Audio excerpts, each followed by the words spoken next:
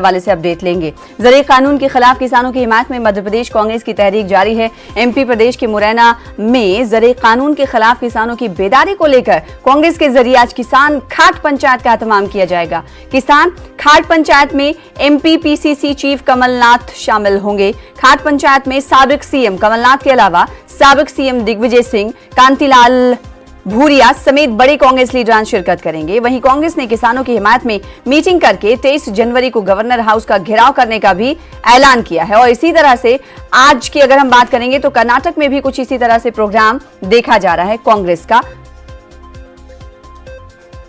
2 degree के अंदर जिस तरह से सड़क के ऊपर वो किसान परिवार संघर्ष कर रहे हैं, वो आजादी की लड़ाई जो हमने पन्नों में पढ़ी थी, जो इतिहास में पढ़ी थी, जो बड़ों से सुनी थी, वो साक्षात रूप से वहां देखने को मिलती है कि इस तरह की लड़ाई जंग आजादी में लड़ी गई होगी। जो कुर्बानी वहां का किसान, इस देश के किसान के कानून को, गलत कानून को खत्म करके इंसाफ दिलाने के लिए लड़ा।